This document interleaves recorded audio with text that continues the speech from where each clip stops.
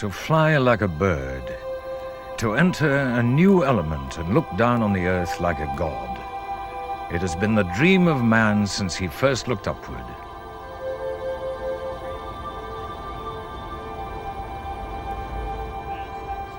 That dream was made real at the turn of the century. Two brothers from Ohio became the first of a brotherhood of inventors and pioneers who broke the shackles of gravity and reached for the skies.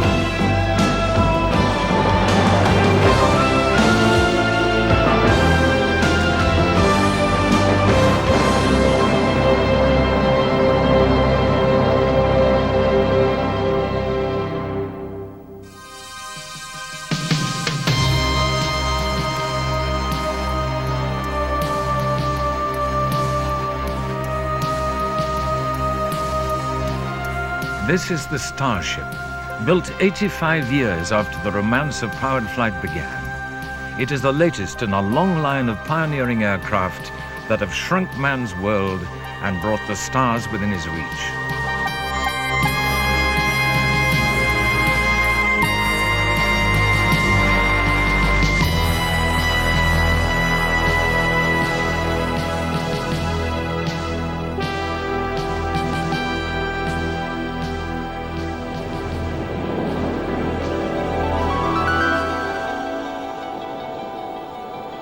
All of this has taken place within a man's lifetime, since the adventure began here on the sands of Kitty Hawk in North Carolina in 1903. How did man learn to fly? It's carved in granite on top of that big hill. It reads like this: in commemoration of the conquest of the air by the brothers Wilbur and Orville Wright, conceived by genius, achieved by dauntless resolution and unconquerable faith, because man will never fly. 1.5 million years of scratching into the sky stop at that rock. Man flew. Orville and Wilbur Wright were bicycle makers from Dayton, Ohio, builders, practical men. But they were fired by the curiosity and the passion to fly. First, they studied the mechanics of bird flight. Then they experimented with kites and gliders. And finally, they brought their theories here to Kitty Hawk.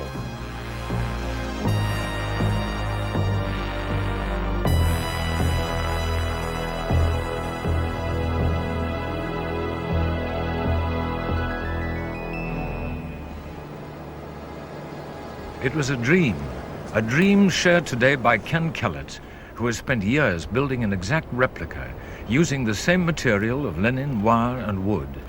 A dream to be flung into the wind and asked to rise. All the way to the end. It's a staggering achievement. It's something that most people just can't grasp. They can't grasp what it would be like to get into an airplane, the first airplane in this case, and get that 750 pounds off the ground and even remotely begin to control it and fly it down the field.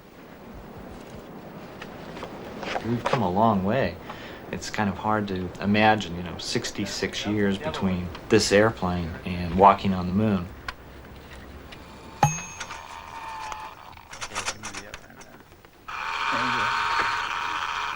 They really understood the forces in the airplane. Their choices of woods and triangles being the strongest geometric form. And if you look, there's just triangles are created everywhere in the airplane. If it's not created by a wire, it's created by a strap. And if it's not created by a strap, then it's created by 3 pieces of wood. How about coming over here and checking these elevators, see how they work? Okay, that right there. That's about right. It's smooth enough, but that cable's too loose. It's not working quite right as long as that on that chain. Everything up here looks good. It's not about the cable. Maybe Right we here, stick see that? we stick a turnbuckle in there.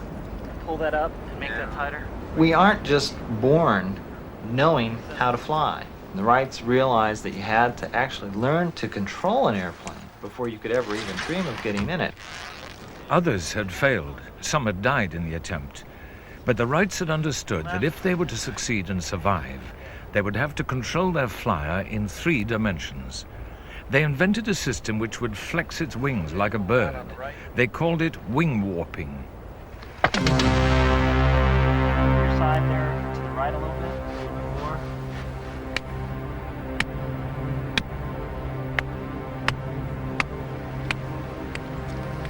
The Wrights came here to Kitty Hawk for the wind conditions. It's about 500 miles from Dayton to this barrier island.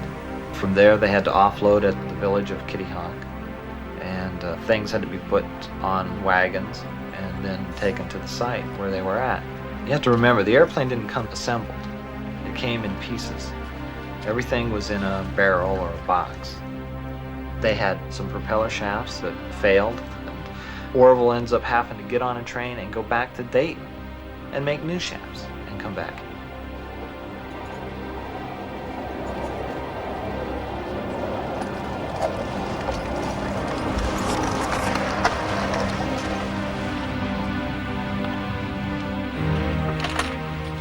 Switch on. Switch off. Switch off. Switch on. Switch on.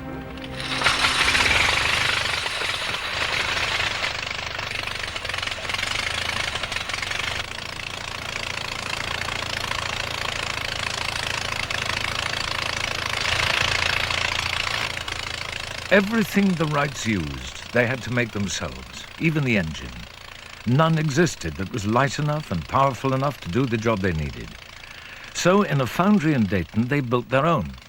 Put yourself in a situation where you've never seen an airplane, you've never read about an airplane, and here's this machine sitting there, and you're put into it and told to go fly it around. That's really quite frightening. I think that the bravery is never really addressed with these two. It's a large mass pivoting around you. It's complicated, it's difficult, and it's scary. At 10:30 on December 17th, 1903, Orville Wright entered a new world.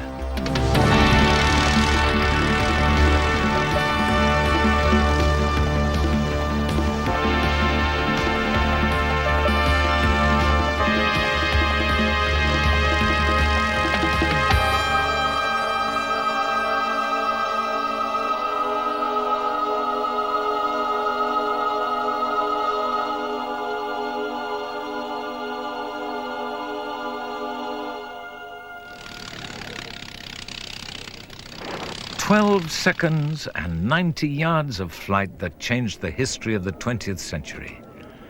At first, the Wrights were simply not believed. However, little by little, they refined their machine. And 2 years later, the Wrights were flying 25 miles at a stretch. They were still the only people in the world who possessed a practical, powered aircraft.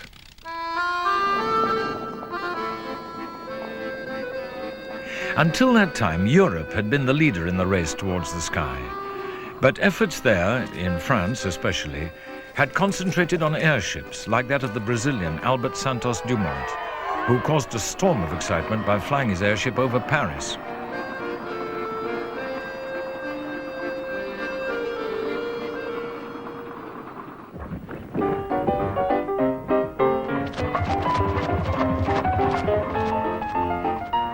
But Europeans were still a long way from their first real aeroplane.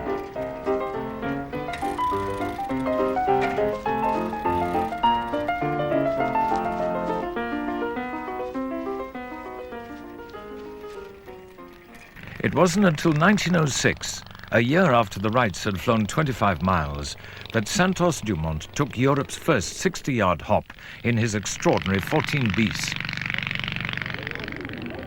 Among those watching was Louis Blériot, the Frenchman, who 3 years later was to catch the imagination of the world. On a blustery morning in July 1909, he pointed his plane towards the seaway which divides Britain from France, the English Channel, chasing a 1,000-pound prize. It was a dangerous gamble, But 36.5 minutes later, he landed his plane in England to the delight of his compatriots. In just over half an hour, he'd become aviation's first star.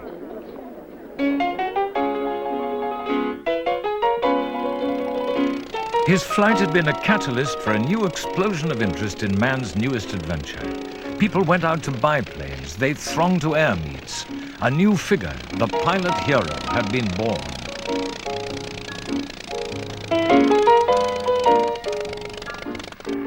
It wasn't long before the shape of aircraft began to conform to a standard. Engine at the front, wings in the middle, tail behind. Typical of the planes of the period is the British Avro triplane, built by A.V. Rowe in 1909. It's a masterpiece of design, elegant and practical. In the triplane, the controls have been refined into a system whose principles are with us still, though it retains the Wright brothers' old technique of wing warping. Roll set, and contact. Contact both.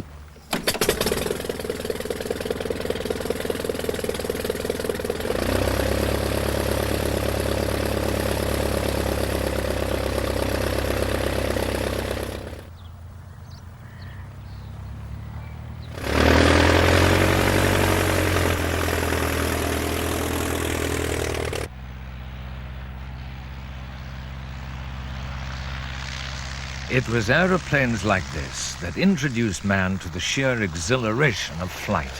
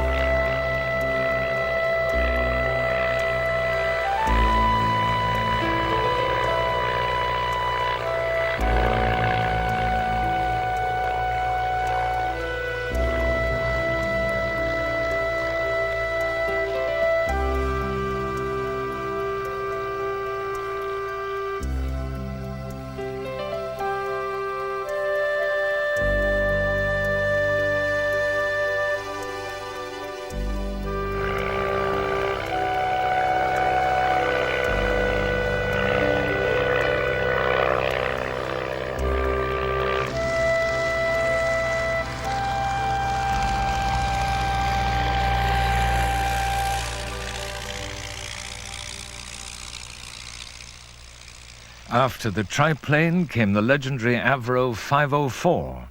It was tougher and more solid than the triplane, with only 2 wings and more effective controls.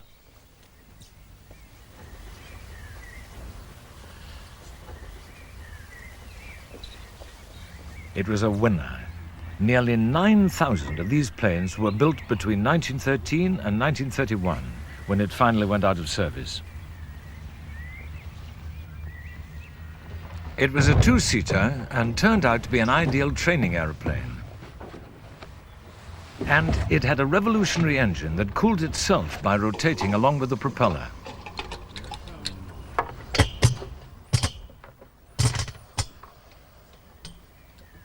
Clear to start. Clear to start. Set. Contact. Contact.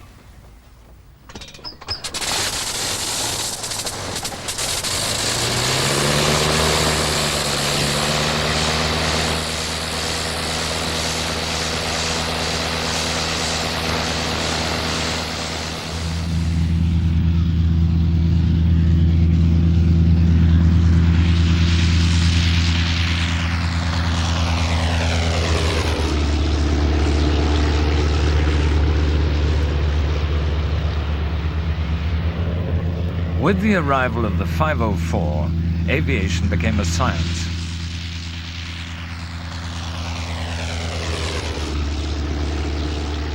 The plane, unlike earlier aircraft, was entirely predictable. It would do what it was asked to do.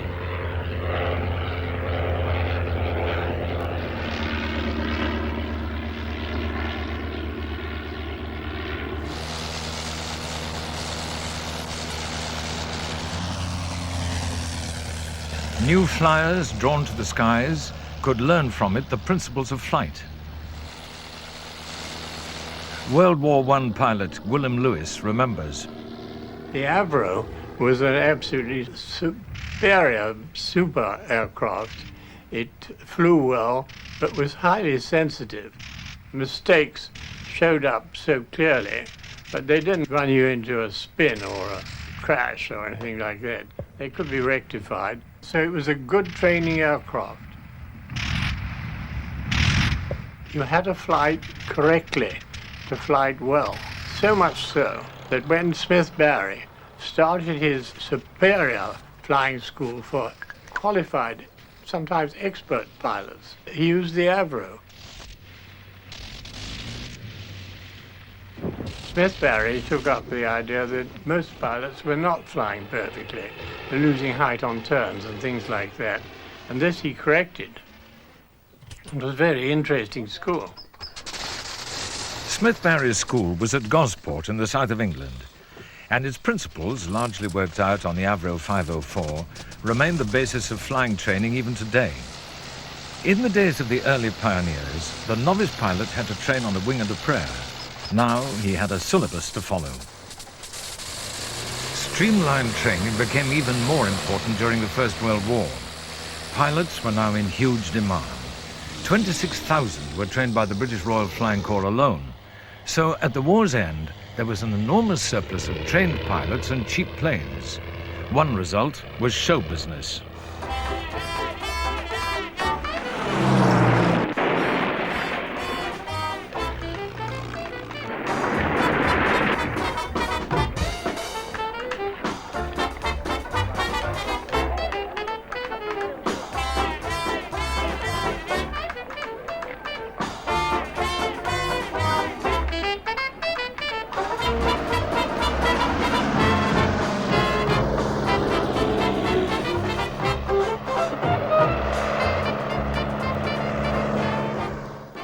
At the same time, along came the new airmail service, which brought together into one vast correspondence huge tracts of land like the United States. And now was the age of the trailblazers, who set out to find long-distance routes across the world. Alan Cobble flew the length of Africa. We had flown up from the blistering heat of the Sudan to Uganda. I was called Bwana Mkubwa Ya Indege, the great master of the bird. Then in 1927 came the most famous trailblazer of them all. A bashful 25-year-old flyer climbed into a monoplane called the Spirit of St. Louis. From a New York airport, he took off into the darkness on the first solo flight across the Atlantic. 33 and a half hours later, Charles Lindbergh landed in France to become overnight the most famous man on Earth. He had succeeded in shrinking the gap between Europe and America. Then he returned to America, and in New York received the most stupendous welcome of them all. Lucky Lindy, they called him then. Planes were getting bigger. You no longer had to be a pilot to fly.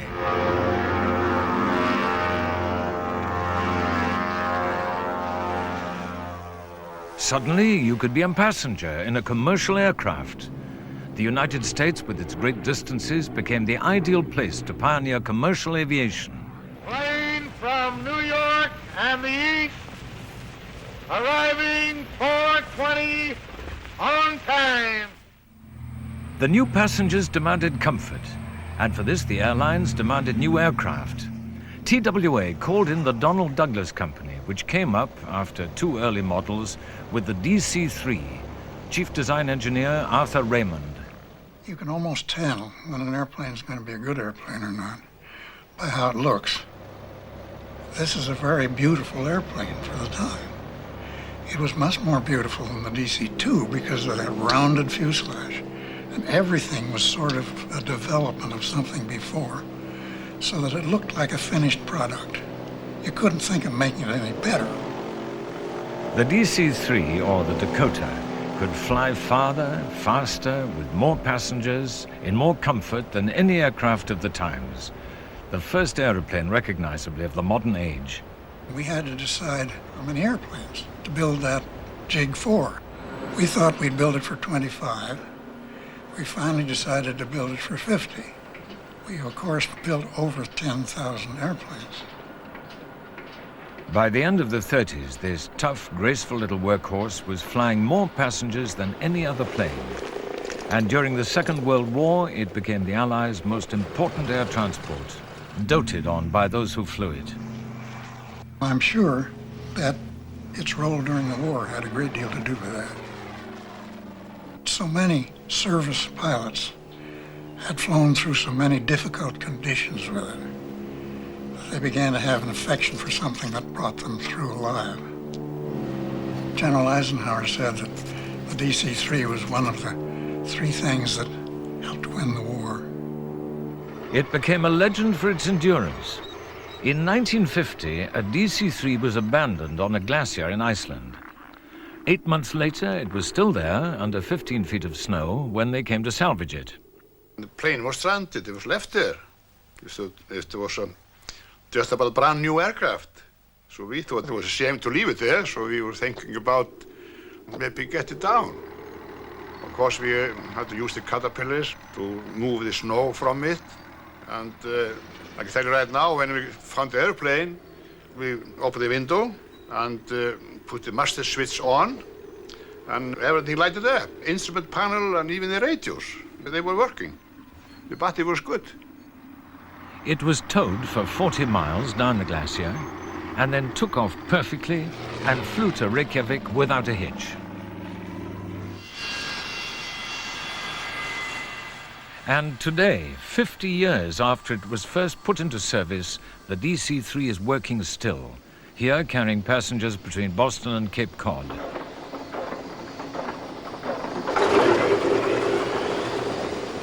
Proud pilot George Felton is taking off in a DC-3 that has flown more hours than any other plane on Earth. 36 is the highest time aircraft in the world. It's the all-time record setter. It's got 90,191 hours on it, which is well over 10 years. Enough to go around the world 550 some odd times, maybe. The landing gear is very strong on it. The engines are very strong. There's 3 spires that hold it in the wing. The wings are held on by 328 nuts and bolts. When you see one apart, it's built like a bridge in there with all the trusses and corrugated metal and everything. It's just built very, very strong.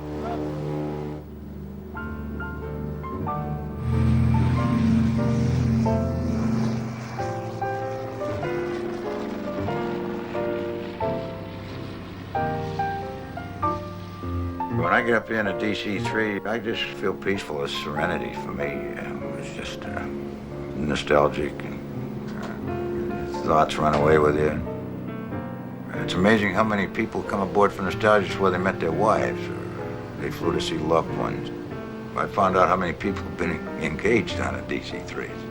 You know, there's just so many of them. They've flown so many miles and so many passengers that almost anyone that flew in past years flew at one time or another in a DC-3 and have very happy memories of it.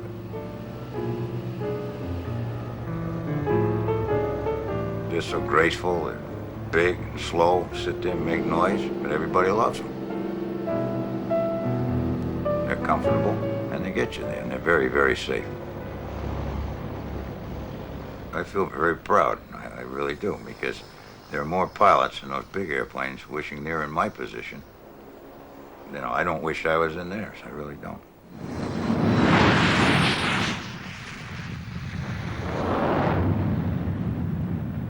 But just as the DC-3 was taking the piston-engined aeroplane into its golden age, one man had already conceived the idea that would overtake it.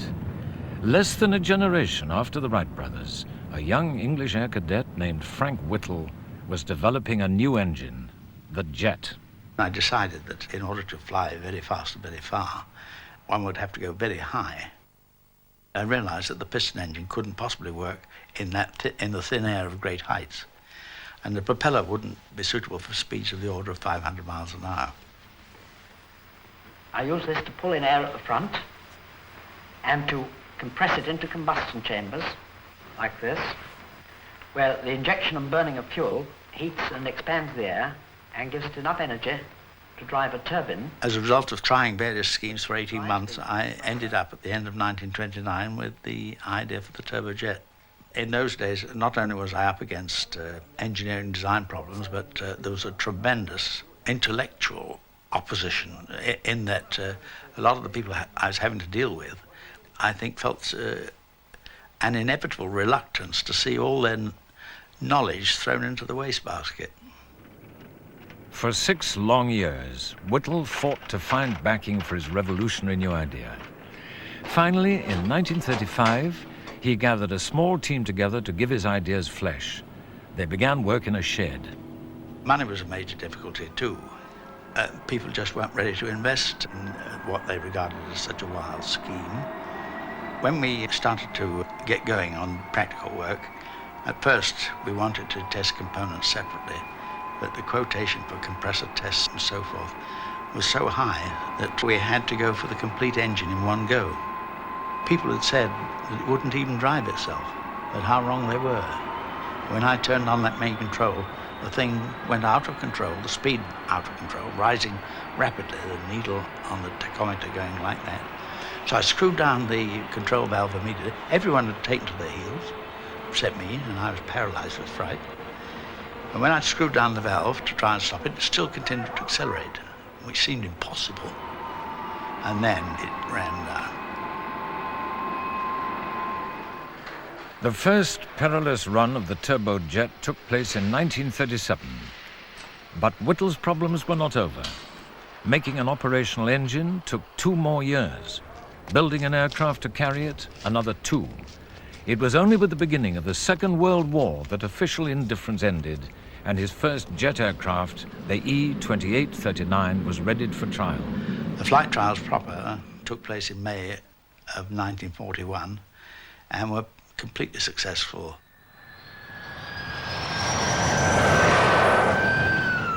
The E-28 did about 17 test flights in 12 days, and then continued to fly on and off throughout the war with that engine and others.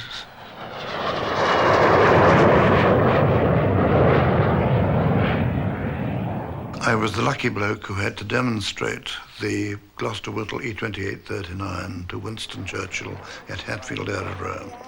We had only done level flight up to date, and we were certainly not going to do any aerobatics because it was rather an important aeroplane. So we decided that what we could demonstrate was speed. So we kept it at about tree height with about 400 on the clock. Winston was suitably impressed because from then onwards a little push was given for both the Vampire and the Meteor. Britain's first operational jet was the twin-engined Gloucester Meteor, which came into service in 1944, too late for action against enemy fighters. By that time, the Americans were in the jet game too, for the British had passed on the results of Whittle's work to the United States. We virtually gave the Americans the whole job, and the American government selected the General Electric to build the engine, which they did very speedily. They had their first engine running in 6 months, and just a few months later they had several other engines, more than we had. Incredible as it may seem, these crates mark the start of the development of the first jet engine in America. Gentlemen, I give you the Whittle engine. The Americans gave an undertaking that they would only use the information for war purposes. Well, it's an extraordinary thing, but the socialist government of 1945 and 1946 and after let the Americans off the hook for a total payment of $3,800,000. It wasn't too long before they stole the lead in aviation.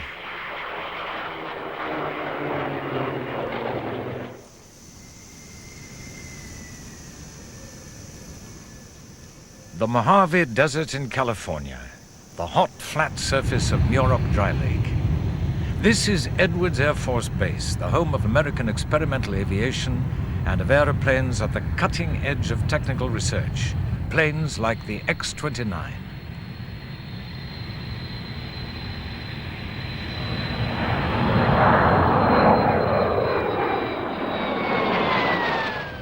After the war, with Europe devastated, this is where the new frontiers of flying would be pushed back by some well-funded and brilliantly organized research called the X program.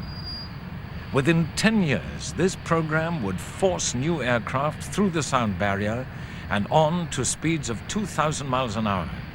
10 years after that, it would bring them to the edge of space. The sound barrier, Mach 1, was the first challenge. Others had tried to pass through it and lost their lives in the attempt. So an experimental aircraft, the X-1, was built to confront it. Its pilot was World War II ace Chuck Yeager. The X-1 was mine because the old man said, okay, it's your program, get with it. And the only reason he picked me is because I was trained in maintenance and I understood systems and obviously could fly an airplane. We didn't look at ourselves as heroes, pioneers, or anything else. It's if we didn't do it, somebody else would. No airplane had ever flown much above 90% of the speed of sound until we got the X-1 up there. Every flight that we made, we were in a region where no one had ever had an airplane before. In fact, we didn't even have any wind tunnel data in that region. So it was every day something new. On October the 14th, 1947, a B-29 with Yeager aboard and his X-1 slung beneath it took off. Yeager probably shouldn't have been flying. I was hurting because I'd been in a horseback riding accident, broke a couple ribs, hurt my shoulder a couple nights before, and I wasn't feeling too good, but the point was I made the decision to fly the airplane.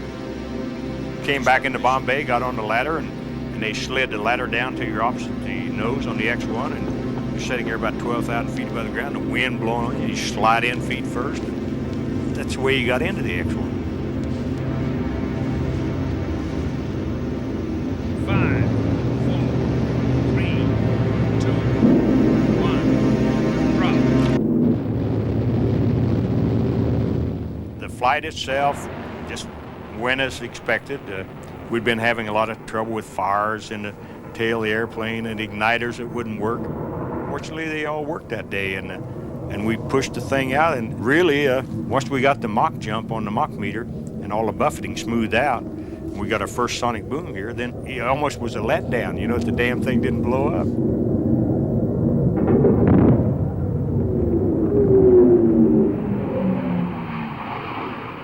The combat experience I had made me a very disciplined pilot, meaning that I learned to control my emotions and feelings toward the outcome. It didn't make any difference to me whether the X-1 blew into a million pieces or not. See, because I couldn't do anything about it. So I put it out of your mind. And you do that in combat. We realized that the so-called sound barrier really restricted us from going any faster. And once we got the X-1 above the speed of sound and smoked on out to Mach 2 and then beyond, we realized, hey, this opens up the whole universe for us. This was pioneering on a new and lavish scale. Each aircraft at Edwards was built to test some particular aspect of research: engines, aerodynamics, even spacesuits. They were not so much prototype aircraft as flying laboratories. The X-15 was the most spectacular of them all. The aircraft that was to win for some of its pilots astronaut wings, as it carried them to the edge of the Earth's atmosphere at nearly 7 times the speed of sound, over 4,500 miles an hour. The testing area was way up, often over 50 miles above the Earth, so the X-15 had to be suspended under a B-52 bomber and air-launched. Most flights were short, all were dangerous. One of the test pilots was Scott Crossfield. I never considered the X-15 dangerous. I knew that it was a very tight and tough program. It wasn't the goggles and scarf in the breeze, going out and laying your life on the line, nothing like that. I'm an engineer, and we do things with deliberate design and thought.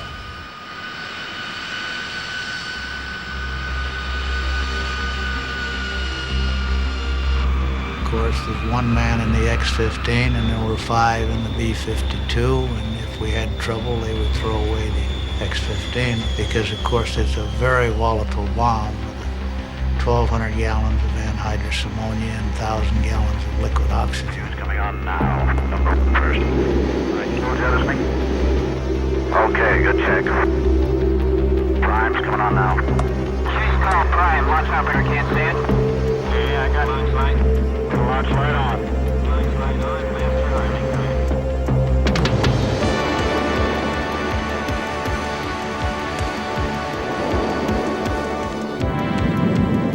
I was anxious, very anxious to make sure that I didn't do anything wrong and spoil all those other people's work. Coming off now.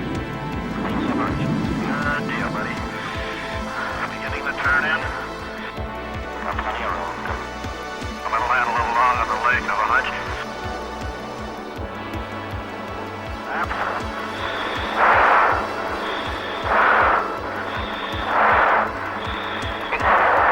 Take it easy, the gear. You got it? About 30 feet. I just hold her steady and you'll settle right there. People would try to tell you what was going to happen or what it was going to be like, but it was a tremendous shock when you launched. You just, pow, you were dropped off, and of course the airplane would tend to roll off, and the first thing you had to do was get the engine lit. And then all of a sudden here I was sitting there with my head back and I couldn't move it because of the thrust of the engine. I finally got up to the conditions where I was supposed to shut the engine off, and I told Bill Dana that this was one aircraft that I was happy to shut the engine off on.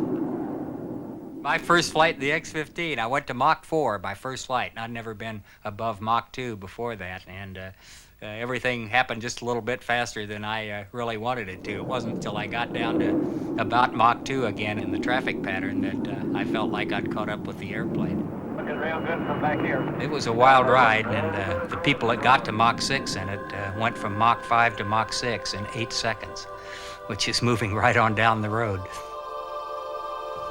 Later, as I got to go to higher altitudes, where I got more into the spectacular, you'd look down and see the bright blue ring of atmosphere, so maybe see 200 or 300 miles, and that was kind of exciting.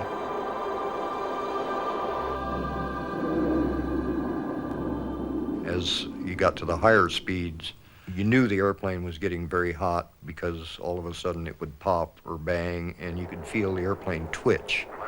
And it turned out that this was due to panels on the aircraft actually buckling, but along with that, occasionally you'd see wisps of smoke coming up in the cockpit, and you really weren't sure what was happening.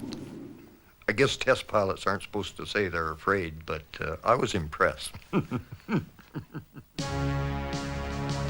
Scott, jettison the Ventral anytime. Ventral coming off now, boy. Is the Ventral off? It's off, and the Ventral is off. You haven't got time to indulge in emotions or personal thoughts. Your total concentration is on the job at hand.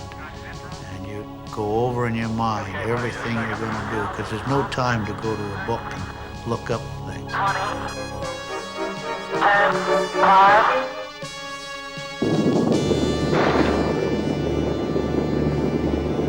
I thought the rear landing gear had broken. The attitude was not that much different. I was afraid a fire was still on, so I stayed in the cockpit until the rescue people got there, because I'm in a very good steel protective environment with a pressure suit on, so I could have gone through quite a fire. Ground tests at Edwards could be equally hazardous, especially when it came to testing new engines. I've always joked that the way they build pilots' confidence, that he gets in the cockpit and everybody else gets in the blockhouse. This is what we did this day. It's like a graveyard out there. You don't see anybody anywhere.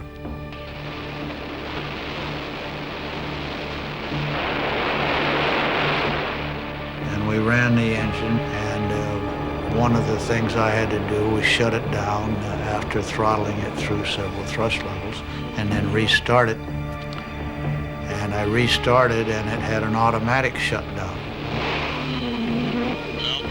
So I pushed a reset button, and at that instant, the whole thing went to sky high.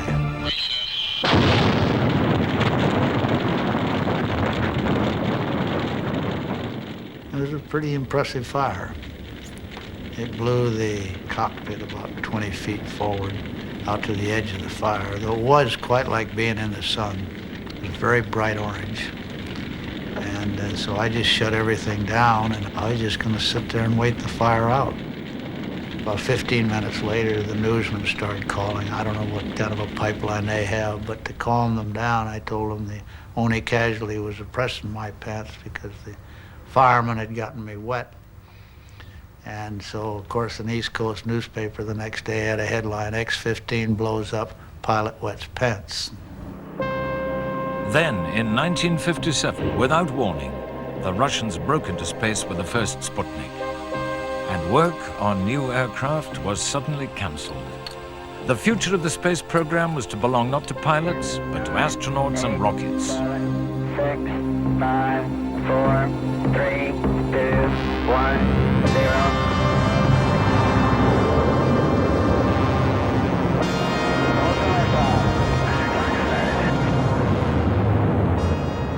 We made one of the gravest errors of my generation, and we parked the whole aeronautical industry and stopped the research airplane program. And space by forfeit then went to the medicine men, the missileers, and the Germans, all with their terrible disdain for pilots and wings and aeronautics about which they knew nothing. We cleared the tower. These people didn't understand the reliability that went with man-rated systems, because everything they ever made, if it worked, they never saw it again. And if it didn't work, they never saw the pieces hardly again. And they, to this day, they still clap and cheer when something works. I've never seen that when an airplane flew. Coming back in a capsule was a very undignified way to come back from space, especially for a pilot. And so we felt that if we could develop an aircraft-type vehicle, the pilot could fly that back from space. Much better way to come back, in our opinion. So we decided to build a small demonstrator without asking for headquarters approval, because we were a little afraid that because of the politics, they would say no. The flyers at Edwards tried out a shape that would fly without wings, called a lifting body. They pulled it behind a car. It was pretty bizarre flying a very advanced spacecraft behind a Pontiac out in the middle of the desert, thinking that this might lead to a new spacecraft.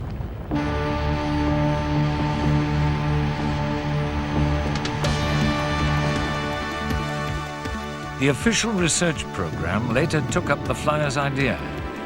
What it wanted was a reusable spacecraft, one that could fly back to Earth when its space journey was done.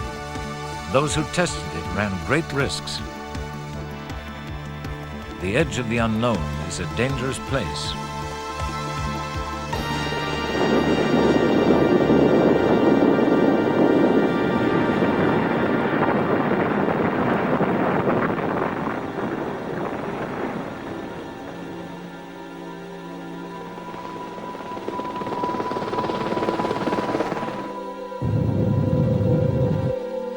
It was always the winged airplanes, the lifting airplanes, that I could relate to. So even though I admired the people that flew the Mercury and the Gemini and the Apollo, it was something that I didn't want to be a part of. And I was glad when the shuttle came along and put wings back on the spacecraft. April the 12th, 1981. Within a lifetime, the proving ground of Kitty Hawk has become the proving ground of space. Pilots John Young and Bob Crippen put their lives on the line to show that man can go into space and fly back to Earth. There's Cripp waiting to go fly. He doesn't look very nervous, but you can see I have a nervous smile there. I think I was as nervous as Cripp was, but I'm just so old that my heart wouldn't go any faster. Anybody who's not apprehensive about climbing on top of a first-time flight of a liquid hydrogen oxygen rocket ship really doesn't understand the problem. And I think both Cripp and I were fairly nervous.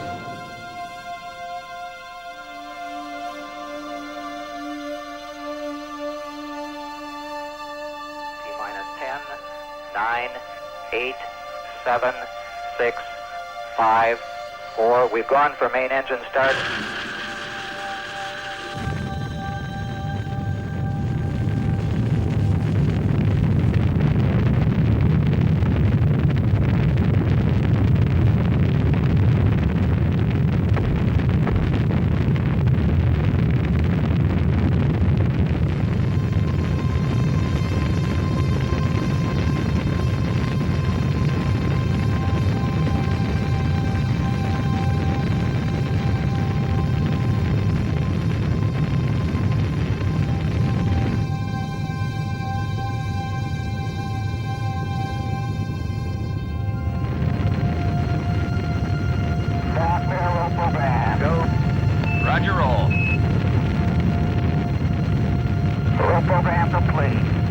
Roger, roll complete.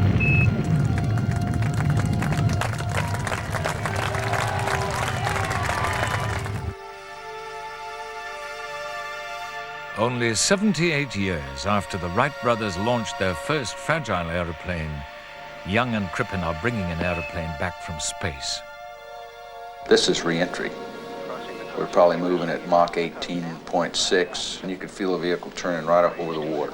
Really tremendous. There was the Mach 10 roll reversal.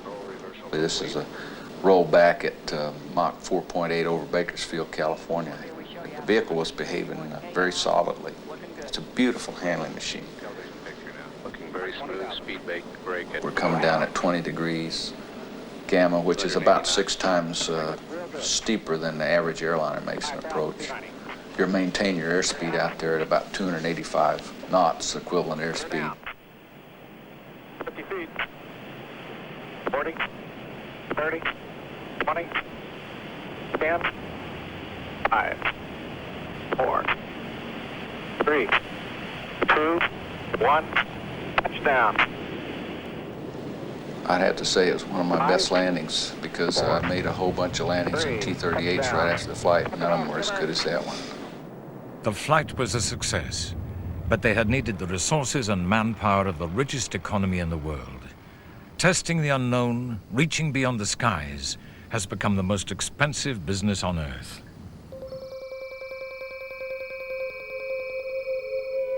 There are still new challenges, of course. Steps to take as daring as those first taken by the Wright brothers. A spacecraft that can take off from a runway, for example. NASA is already designing one called the National Aerospace Plane. Britain has another, HOTOL. In the end, only the energies and wealth of countries and corporations will get them off the ground. But there is still a place for individuals, for the lone inventors who in their garages and dreams first launched the romance of modern aviation. This is a revolutionary new plane, built of new materials conceived by a solo visionary, the Starship.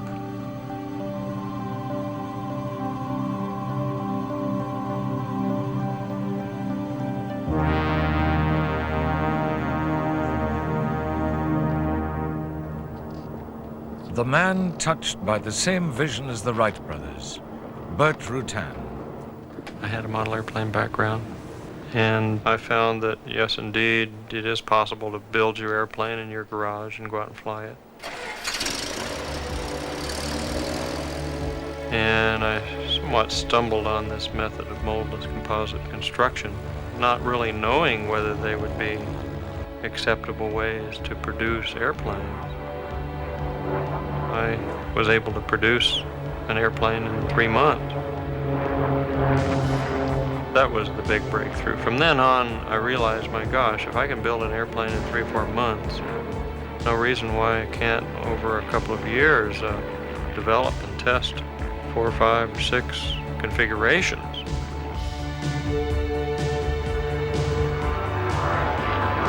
The most significant thing was not just the stall-limiting canard aerodynamics. I think the reason that I've been called a pioneer is that in 20 years I've developed, flight tested, flown over 20 different types of airplanes. Using the composites primarily as a shortcut so that I can build a wing this week instead of taking months to tool it and weeks to build it.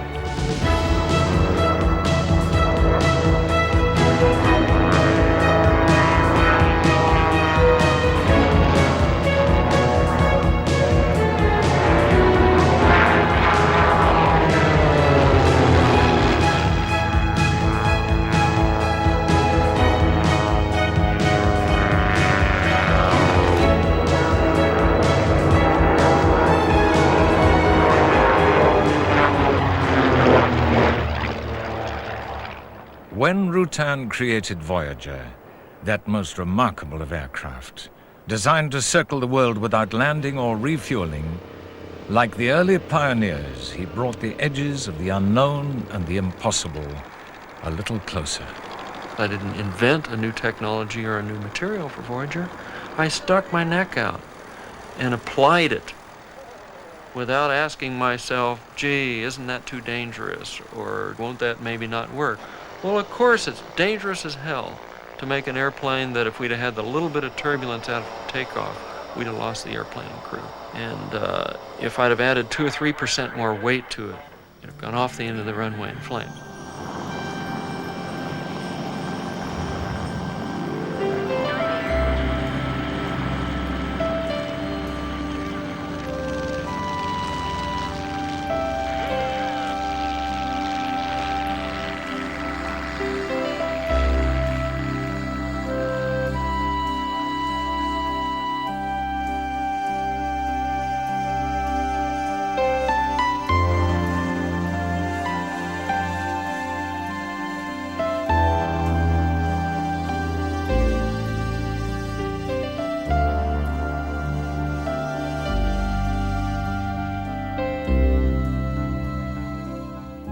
I think the world of aviation will gain from me mostly inspiration.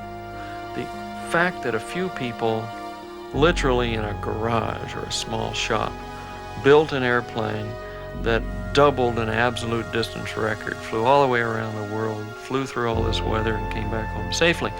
The fact that that was done all composite, without mixing metals, without solving all these stupid problems that the engineers make for themselves, that will provide the inspiration that, my God, it can be done. We're going to do it. We'll stick our necks out. I knew how the Wright brothers felt when they came upon these things and had success. It's over!